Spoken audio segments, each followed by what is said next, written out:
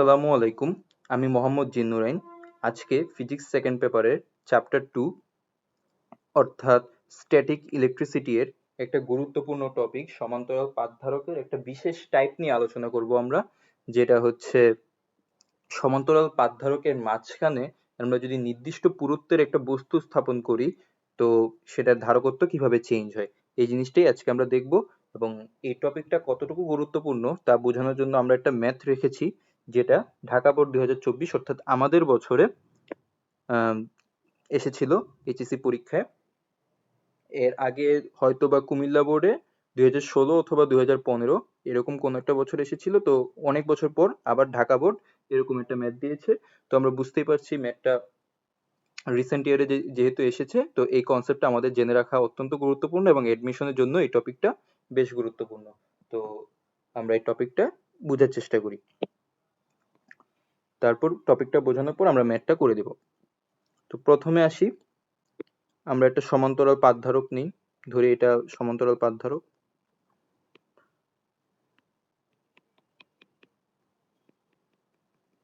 এই সমান্তরাল পাতধারকের মাঝখানে আমরা নির্দিষ্ট পুরুত্বের একটা বস্তু স্থাপন করে দিই।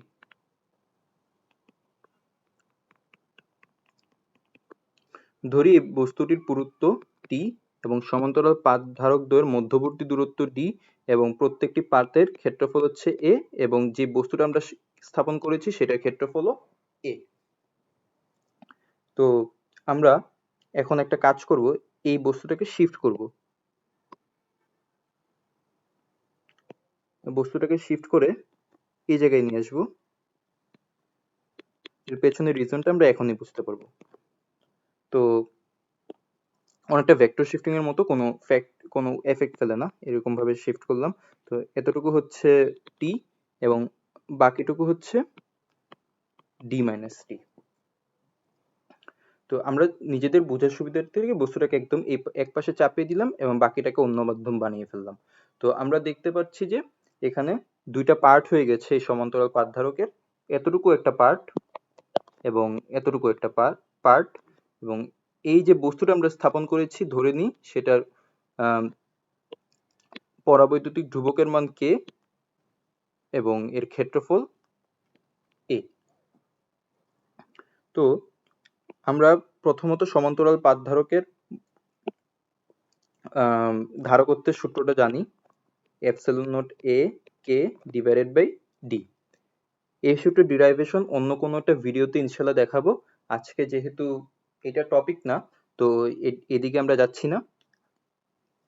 তো প্রথমত হচ্ছে আমরা এখানে লক্ষ্য করি এতটুকু যে পার্ট এবং এতটুকু যে পার্ট, এরা দুইটা পাশাপাশি শ্রেণীতে আছে। তো শ্রেণীতে থাকলে ধারকের ক্ষেত্রে কি হয় সেটা আমরা জানি, 1 by equivalent divided by 1 by c1 plus 1 by c2। তো এটাকে যদি সিম্পলিফাই করে লিখি এরকম আসবে, অবশ্যই এটা আমরা সবাই জানি। তো এখন আমরা এই সূত্রটা ডিরাইভেশন করার চেষ্টা করব। তো প্রথমে সি নিউ অর্থাৎ নতুন ধারকত্ব কি হবে, সেটা হবে যেহেতু শ্রেণীতে আছে তারা c1 c2 by c1 plus c2। এখন c1 আমরা ধরে নিই এতটুকুর জন্য যে ধারকত্ব সেটা হচ্ছে c1 এবং বাকি বায়ু মাধ্যমের জন্য ধারকত্ব ধরে নিই c2। তো এই সূত্রটা যদি এখানে খাটাই তাহলে আমরা দেখতে পাচ্ছি উপরে থাকবে এপসিলন নট। এপসিলন এর একটা কনস্ট্যান্ট আমরা জানি যেটার ভ্যালু 8.854 ইনটু 10 ইনভার্স 12 এবং ক্ষেত্রফল a এবং এই মাধ্যমটুকুর পরাবৈদ্যুতিক ধ্রুবকের মান k ডিভাইডেড বাই এই যে প্রথম পার্টটুকু এইটার মধ্যবর্তী দূরত্ব আমরা দেখতে পাচ্ছি t, তো দিলাম এবং গুণ ইনটু মাল্টিপ্লাই করছি d মাইনাস টি। কেন d মাইনাস টি? কারণ এই যে পার্টটুকু এই পার্টটুকুর মধ্যবর্তী দূরত্ব হচ্ছে d মাইনাস টি, যেটাকে আমরা c2 ধরে নিয়েছিলাম, এই যে c2 এবং উপরে এপসিলন নট ইনটু a সব সেম এবং এখানে k এর ভ্যালুটা আমরা লিখলাম না কারণ আমরা জানি বায়ু মাধ্যমের জন্য পরাবৈদ্যুতিক ধ্রুবকের মান 1 এবং নিচে সেম দুইটা রাশি যোগ আকারে আছে জাস্ট। তো এটাও করে ফেলি। এখন আমরা মেইন যে বুঝার পার্টটুকু এতটুকু বুঝে ফেললাম, এখন জাস্ট আমরা একটু সিম্পলিফাই করার চেষ্টা করি।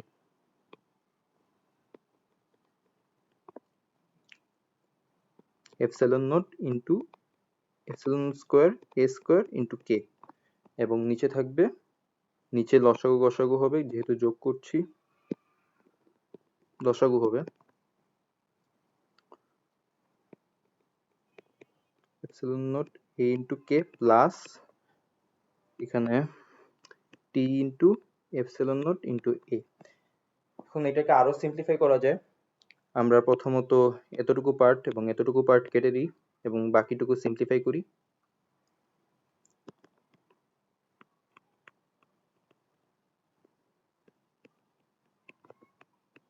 একদম ভেঙে ভেঙে দেখাচ্ছি তোমাদের বোঝানোর সুবিধার্থে। এখন এখান থেকে লক্ষ্য করছি যে আমরা চাইলেই এপসাইলন নট এ এখান থেকে কমন নিতে পারি। তো এপসাইলন নট এটা এখান থেকে কমন নিয়ে নিই।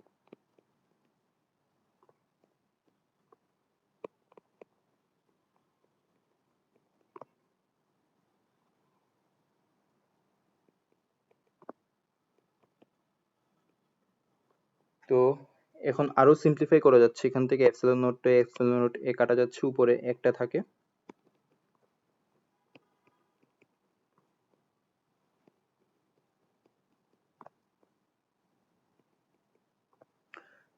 এখন আমরা এই কে নিচে পাঠিয়ে দিব, অর্থাৎ হরে পাঠিয়ে দিব। কেন পাঠাচ্ছি একটু পর বুঝতে পারবা।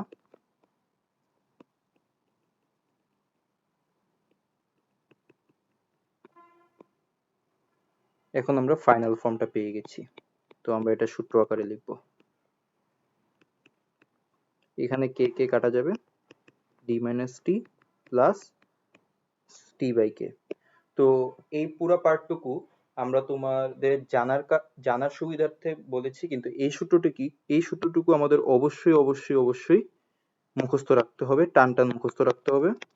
টিটিএম টান মুখস্থ, এই সূত্রটুকু অবশ্যই আমাদের টান মুখস্থ রাখতে হবে, যাতে এই রিলেটেড ম্যাথ আসলে এই সূত্র বসিয়ে আমরা ডাইরেক্ট ম্যাথ করতে পারি। এই সূত্রটি অবশ্যই ডাইরেক্ট ইউজ করা যাবে। তো এই সূত্র কোনটা কি মিন করে সেটা আমরা বলে দিচ্ছি। এপসাইলন নট এ একটা কনস্ট্যান্ট যার ভ্যালু 8.854 ইন্টু 10^12। এ হচ্ছে পাতের ক্ষেত্রফল।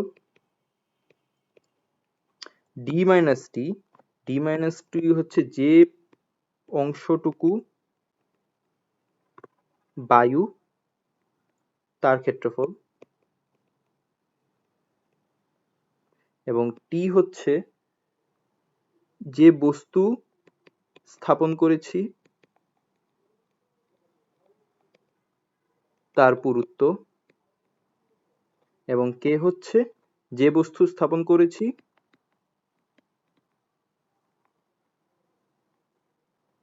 তার পরাবৈদ্যুতিক ধ্রুবক।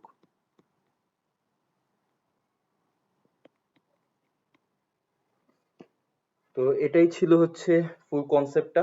আরেকবার রিক্যাপ করে দিই। তো প্রথমত আমরা একটা সমান্তরাল পাতধারক নিয়েছি এবং এই সমান্তরাল পাতধারকের মাঝখানে একটা বস্তু স্থাপন করেছি টি পুরুত্বের কে পরাবৈদ্যুতিক ধ্রুবকের।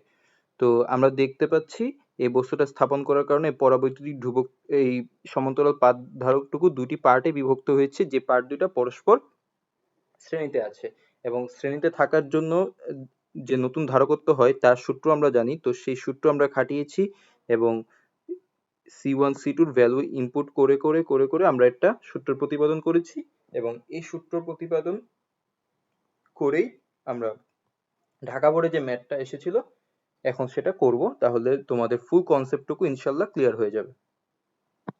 তো চলো আমরা চেষ্টা করি এই ম্যাথটুকু করার। তো ম্যাথটুকু আগে দেখি কি বলেছে। 2 নাম্বার ম্যাথ গয়ে বলেছে ধারকের পাতের ক্ষেত্রফল নির্ণয় করো। তো আমাদের কাছে একটা সমান্তরাল পাতধারক দেওয়া আছে, চিত্রে দেখতে পাচ্ছি, যার মধ্যবর্তী দূরত্ব কোশ্চেনে given d equal 2 into 10^2 metre. যেহেতু সেন্টিমিটারে আছে মিটারে নিলাম, সব এসআই এককে নিব আমরা। তো v আমাদের কাছে গিভেন 150 ভোল্ট। এখন প্রথম পার্টটুকু পড়ি। চিত্র অনুযায়ী গঠিত ধারকের সঞ্চিত শক্তি পাওয়া গেল। সঞ্চিত শক্তিকে আমরা ইউ দ্বারা প্রকাশ করি, যার সূত্র হচ্ছে হাফ সিভি স্কোয়ার। যেহেতু এখানে ভি আছে তো আমরা হাফ সিভি স্কোয়ার ইউজ করব?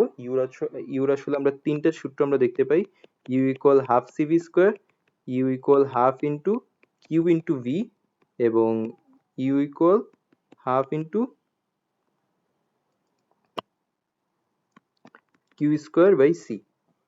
তো এই তিনটা সূত্র দেখতে পাই। তো এখানে যেহেতু আমাদের ভি এর ভ্যালু দেওয়া আছে এবং সি এর বিভিন্ন ডেটা আমাদের কাছে দেওয়া আছে, তো আমরা অবশ্যই প্রথমটা ইউজ করব। তো আমরা এখন ক নাম্বারটা করার চেষ্টা করি। গ নম্বর ম্যাথে ধারকের পাতের ক্ষেত্রফল অর্থাৎ এ এর মানটা জানতে চাইছে, এ ইকুয়াল হোয়াট। তো আমরা U equal half CV square এটা বসাই। এখন ইউ ইকুয়াল হাফ, সি এর বদলে আমরা কি লিখতে পারি, epsilon not A K divided by D. Epsilon not A, K এর ভ্যালু এখানে কত, যেহেতু প্রাথমিকভাবে এটা বায়ু মাধ্যমে আছে, তো কে এর ভ্যালু অবশ্যই 1, এবং ডিভাইডেড বাই ডি, ডি এর ভ্যালু কোশ্চেনে given, D equal 2 into ten inverse 2, এবং এপসাইলন নট একটা কনস্ট্যান্ট, এটার ভ্যালু আগেই বলে দিয়েছি, এবং ভি এর ভ্যালু 150 ভোল্ট, এটাও কোশ্চেনে গিভেন, তো ভি স্কোয়ার। তো এই পুরা, এবং ইউ এর ভ্যালু তো কোশ্চেনে বলেই দিয়েছে 9.96 into ten inverse 9 joule. U equal 9.96 into ten inverse 9 joule. তো সবগুলা ভ্যালু যদি ইনপুট করি, আমাদের কাছে শুধুমাত্র এ থাকবে আননোন। তো এর ভ্যালুটা আমার কাছে চলে আসবে 1.99 ইন্টু 10 ইনভার্স 3 মিটার স্কোয়ার। তো এটাই হবে আমাদের অ্যান্সার। আমরা এটার ভ্যালু জানি হাফ, তো হাফই, এটা একটা কনস্ট্যান্ট, এটার ভ্যালু জানি, এ বের করব, কে এর ভ্যালু 1, ডি এর ভ্যালু কোশ্চেনে গিভেন, ভি এর ভ্যালু কোশ্চেনে গিভেন। তো এইভাবে আমরা এ এর ভ্যালুটা বের করব। গ নাম্বার ছিল সিম্পল একটা সূত্রের ম্যাথ। এই সূত্র রিলেটেড আমরা হয়তোবা হাজার হাজার ম্যাথ করেছি যারা এই চ্যাপ্টার পারি। তো এটা আসলে কারোই প্রবলেম হবে না, এটার কারণে আসলে কেউ এই ম্যাথ অ্যান্সার করতে পারেনি এমনও হয়নি। শুধুমাত্র এই ঘ নাম্বারটার কারণেই অনেকে এই ম্যাথটা স্কিপ করেছে, এবং এই ঘ নাম্বারের কনসেপ্টটাই আমরা শুরুতে এত বকবক করলাম শুধুমাত্র ঘ নাম্বার নিয়ে। তো আসো এখন আমরা এই ঘ নাম্বারটাই করার চেষ্টা করব। তো ঘ নাম্বারে জন্য আমাদের বাকি পার্টটুকু পড়তে হবে। ধারকত্ব বৃদ্ধির কৌশল রূপে 2 মিলিমিটার পুরুত্বের এবং 4 পরাবৈদ্যুতিক ধ্রুবকের, অর্থাৎ কে এর ভ্যালু আমাদের কাছে 4 বলে দিচ্ছে, এবং 2 মিলিমিটার পুরুত্বের, অর্থাৎ মাঝখানে যে বস্তুটা স্থাপন করেছে তারা, সেখানে টি এর ভ্যালুটা হচ্ছে 2 মিলিমিটার। তো 2 ইন্টু 10 ইনভার্স 3 মিটার। তো ধারকত্ব বৃদ্ধির জন্য সে এই একটা কৌশল সে অবলম্বন করলো, এবং তার এই কৌশলটা সঠিক হয়েছে কিনা, অর্থাৎ কোশ্চেনে জানতে চেয়েছে আসলে ধারকত্বটা বৃদ্ধি পেয়েছে কিনা। তো এর জন্য অবশ্যই আমাদের প্রথমে ধারকত্ব কত ছিল সেটা আমাদের জেনে থাকা লাগবে। তো প্রাথমিকভাবে ধারকত্ব কত ছিল, C1, সেটা আমরা বের করব। তো এটার জন্য সেই আগের সূত্রই খাটাবো, U equal half CV square, এখানে C1 দিব। তো আগে ইউ ছিল হচ্ছে 9.96 ইন্টু 10 ইনভার্স 9, এবং হাফ ইন্টু সি এর ভ্যালু বের করব, এবং ভি এর ভ্যালু কোশ্চেনে গিভেন 150 স্কোয়ার। তো এখান থেকে আমরা সি এর ভ্যালু পেয়ে যাব, যেটা আসে 8.85 ইন্টু 10 ইনভার্স 13, এটা হচ্ছে C1। এখন এই কৌশল অবলম্বন করার পর C2 কত হয়েছে, এবং এই কৌশলটার আমরা আরেকবার একটু চিত্র আঁকি, যাতে তোমাদের কনসেপ্ট ফুল ক্লিয়ার হয়ে যায়। তো এই ছিল আমাদের সমান্তরাল পাত ধারক। এই পাত ধারকের মাঝখানে আমরা 2 মিলিমিটার পুরুত্বের, এদের মাঝখানের দূরত্ব ছিল হচ্ছে 2 সেন্টিমিটার কোশ্চেনে গিভেন, এবং এর মাঝখানে আমরা 2 মিলিমিটার পুরুত্বের একটা বস্তু স্থাপন করেছি যার পরাবৈদ্যুতিক ধ্রুবক হচ্ছে 4। ওকে, তো এখন আমরা ডাইরেক্ট যে সূত্রটা মুখস্থ রাখতে বলেছিলাম সেটাই অ্যাপ্লাই করব। তো সি নিউ এর ভ্যালু আমরা পাবো এখন, উপরে বসে এপসাইলন নট এ, নিচে বসে প্রথমে যে পার্টটুকু বায়ু আছে তার দূরত্ব, মানে এ পার্টের দূরত্ব, এটা কত আসে 2 millimetre minus 2 centimetre minus 2 millimetre. তো ডাইরেক্ট এসআই মিডিয়ামে নিয়ে লিখি, এসআই মাধ্যমে নিয়ে লিখি, এসআই একক সরি। এবং পরে বসে প্লাস, এখানে অবশ্যই প্লাস, এটা মাথায় রাখতে হবে। একটা মাধ্যমের মধ্যবর্তী দূরত্ব দিয়ে এরপরে চিহ্নটা প্লাস দিব, এটা যাতে অবশ্যই কোনোভাবে মাইনাস না দিয়ে দিই আমরা, এই পার্টটা ভুল হতে পারে তাই সতর্ক করে দিলাম।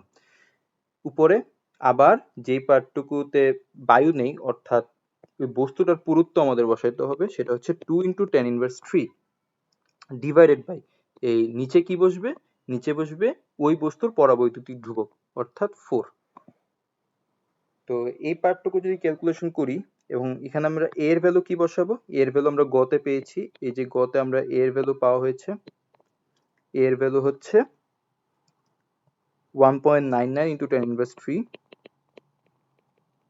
এবং এপসিলন নট একটা কনস্ট্যান্ট 8.854 × 10⁻12। তো এই পুরা পার্টটুকু যদি ক্যালকুলেট করি, আমাদের অ্যান্সার আসবে 9.57 × 10⁻13 ফ্যারাড।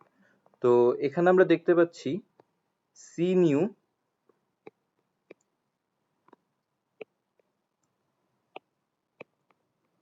যেটা 9.57 × 10⁻13 অবশ্যই 8.85 × 10⁻13 থেকে বড়, তো C new greater than C, অর্থাৎ সে ধারকত্ব বৃদ্ধির জন্য যে কৌশলটা অবলম্বন করেছিল সেটা সঠিক ছিল।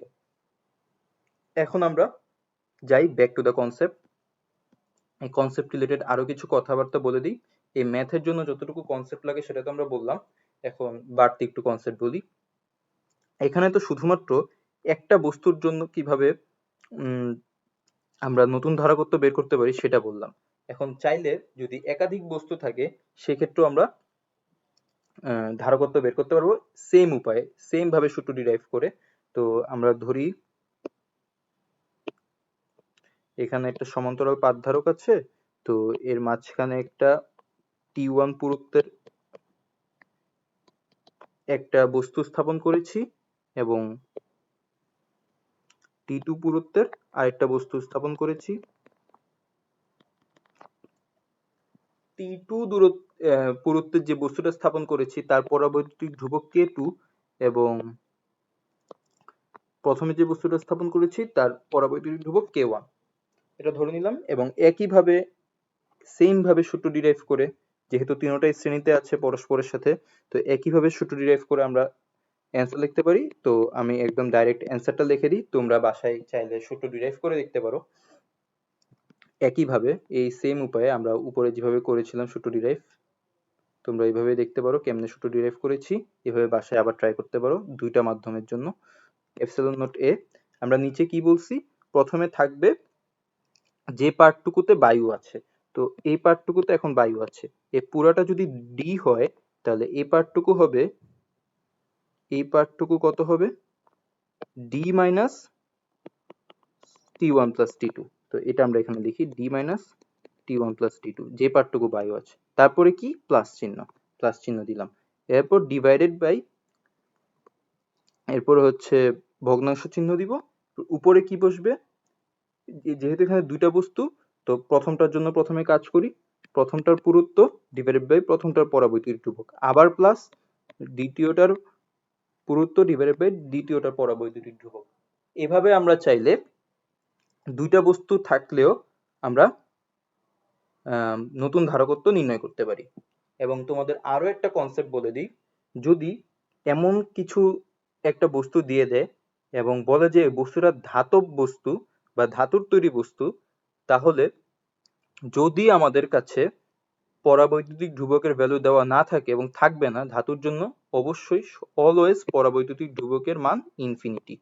তো ধাতুর জন্য পরাবৈদ্যুতিক ধ্রুবকের মান ইনফিনিটি। তো এই যে পার্টটুকু হয়, অর্থাৎ টি বাই কে যে পার্টটুকু হয়, কে যেহেতু ইনফিনিটি হয়ে যায় তাই এই পুরা পার্টটুকু আসলে 0 হয়ে যায়। তো এই কনসেপ্টটাও বলে দিলাম, অনেক সময় কোশ্চেনে ধাতু বলে দিতে পারে, সেক্ষেত্রে ওই পরাবৈদ্যুতিক ধ্রুবক ইনফিনিটি হওয়ার কারণে এই টার্মটুকু 0 হয়ে যায় আর কি। এই তো এই কনসেপ্টটা বলে দেওয়াতে তোমরা পরবর্তীতে যদি এই কনসেপ্ট রিলেটেড কোনো ম্যাথ আসে তাহলে তোমরা আশা করি আর কখনো এটা স্কিপ করবা না, যেহেতু একটা সূত্রের ম্যাথ, সূত্রটা লিখবা, ডেটাগুলো লিখবা এবং পরে বসায় এবং পরে অ্যান্সার বের করবা, দ্যাটস ইট। খুবই সহজ একটা কনসেপ্ট। তো আজ এ পর্যন্তই, সামনে আরো সুন্দর কোনো কনসেপ্ট এবং ইম্পর্টেন্ট কোনো কনসেপ্ট নিয়ে সামনে দেখা হবে। আশা করি সে পর্যন্ত আমাদের সাথেই থাকবা। আসসালামু আলাইকুম।